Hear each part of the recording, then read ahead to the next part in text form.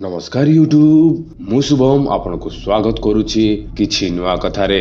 दुनिया रे प्राय 70% लोक जॉब करती। इनफैक्ट आपण मानक मध्यरु एमिति अनेक लोक थिबे जेउ माने कि कोनोसी कंपनी ऑफिस बैंक अबा दुकान रे जॉब करुथिबे आउ आपण माने निज काम को सबु बेले निंदा करुथिबे। परंतु आज एही एपिसोड रे इतिहास रो किछि एमिति डिस्गस्टिंग जॉब देखिबे जहा को देखिबा परे आपण निजर काम को आहुरी अधिक भल पाइबा को लागिबे। तो चलंतु आरंभ करिबा।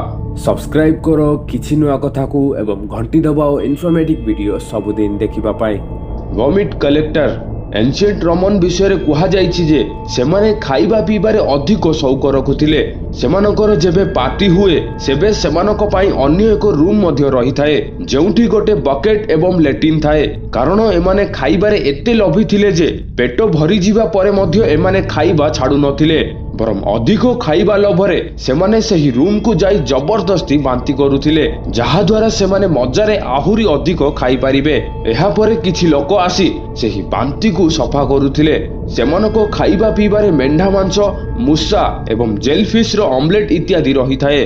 केवल एतिकी ही नुह, रोमन किंग्स रो महल रे सही बांती को परिष्कार करिबा पई खास लोक मानको रखा जाउथिला जहाकु कि वॉमिट कलेक्टर नाम रे जानुथिले। एही वॉमिट कलेक्टर रो काम थिला बादशाह ओ तांको घर लोक किंबा महल को आसीथिबा अतिथि माने जेउ जेउ जगह रे बांती करुथिले सही जगह को पछापछि करी सफा करिबा।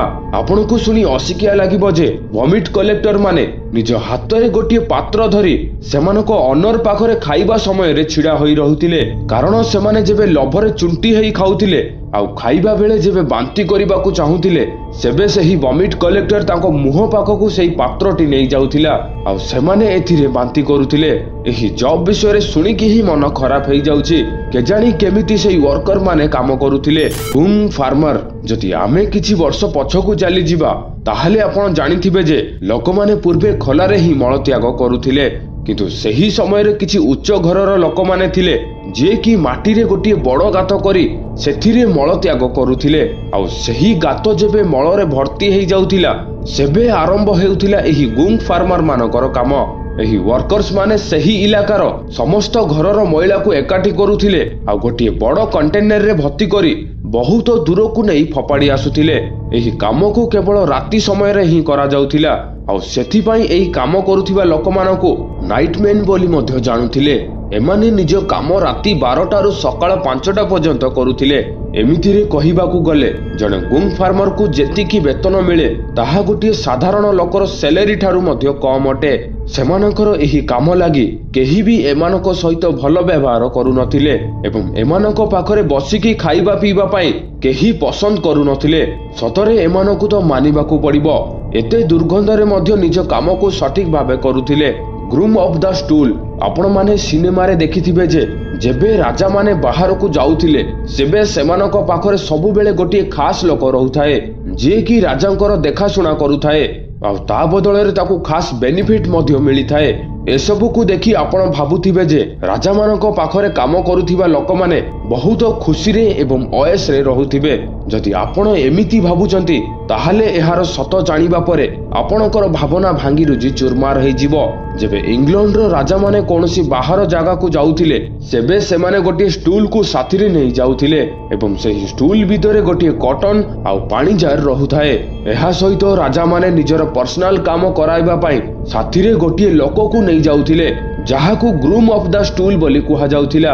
आउ एमानको काम थिला राजा जेबे लैट्रिन जिबे सेबे एमाने तांको साथी रे जाउथिले आउ राजा को अनड्रेस कराउथिले।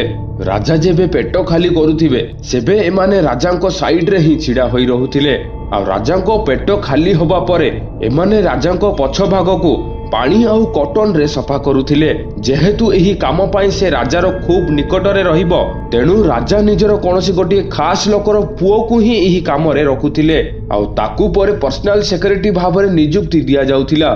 से जहा भी हेउना काहेकि एमितिका काम करिबा अपेक्षा भकिला रे ही मरि जिबाटा बेटर हेबो।